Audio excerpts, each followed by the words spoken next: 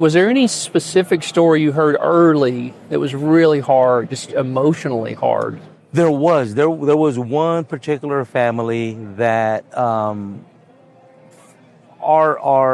had heard from our teachers, like, it's a hard family. You don't really are going to get much from them because the kids don't come to school. The kids are always in trouble.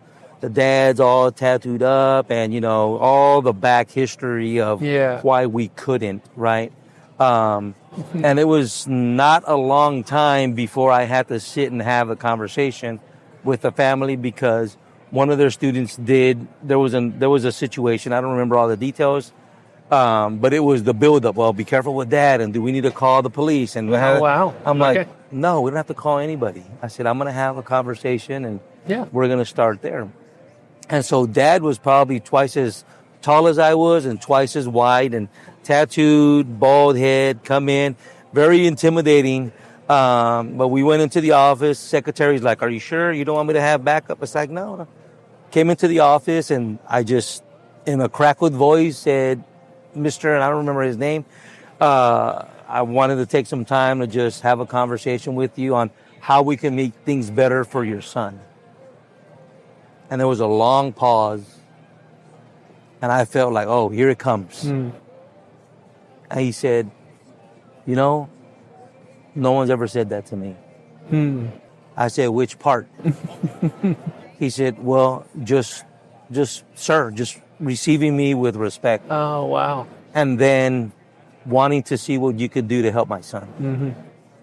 He said, if you only knew that he always comes home, how nobody cares for him, nobody asks for him, nobody tells him how his day was, nobody anything. He has this chip that he hates coming to school because he feels nobody likes him.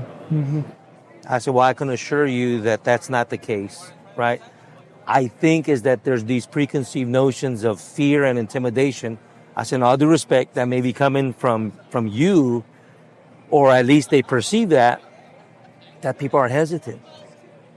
He's like, sir, I would give my shirt off my back for my kids. And yes, I've had a hard life, and he did this. He says, but you know what? I've made connection. I've reconnected with the Lord, and that's not me anymore. If I could take all this off, I would. I want to be here for my kids. I want to be here to do something for them. I said, well, this is where we start, right? I said, I'm learning too. I'm this. I said, I'm a new principal. I said, but here's my personal number. If you need me for anything, if you need me to call, you need me to call, you need to have him, give me a call so that we can encourage him to come to school. You call me. Are you sure? Are you like, if I was asking validation from him, but in turn he felt like he was asking validation from me. Are you real? Are you for real? Yes. And that I think you both were asking. And that really hurt. That really hurt me because we've missed opportunities, right? It hurt you for the child. But it shook me because I said, well, I guess I am the principal now, right? And we can make these things happen. And so we just started then at that point, really started to have different conversations with staff and asking different types of questions. Sure. And so we started to see more folks coming to our open houses, more folks coming to our celebrations, more folks being accepted, right? And so the irony was Friday night football in Texas is always a big thing. And in South San, we have one high school.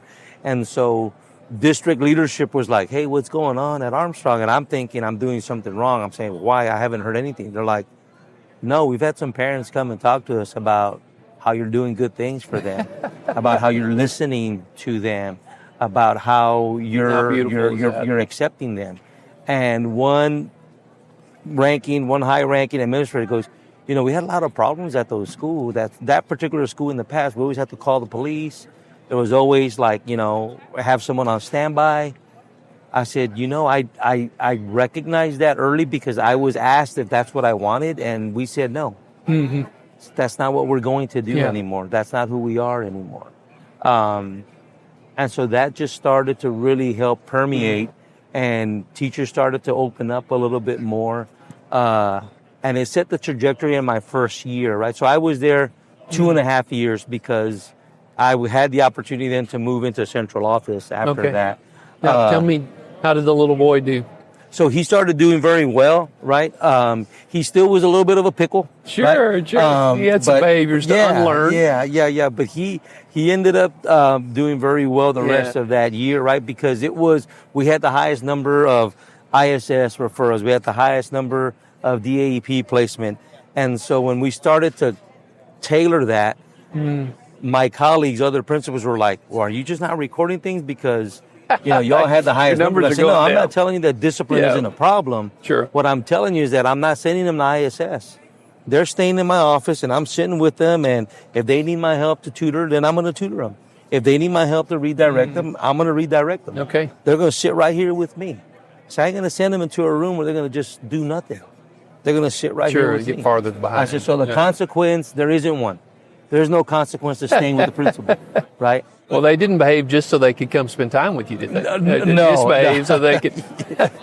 Yeah, That's right. and I had my little regulars, right? But even teachers started to notice, like, you work really well with kids. Sure. I said, and for me, I just felt like, you know what?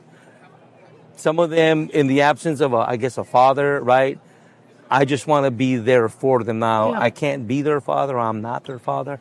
But at least the time that they're you can here, be a positive. Oh yes, positive male in their lives. We can show them that there's a different way of doing it. Yeah, absolutely, And absolutely. And the irony too is that it was only 2 males on that campus: myself, the principal, and then Mr. Gonzalez. Because even our custodian was a female. Okay. And all the teaching staff, they were all female.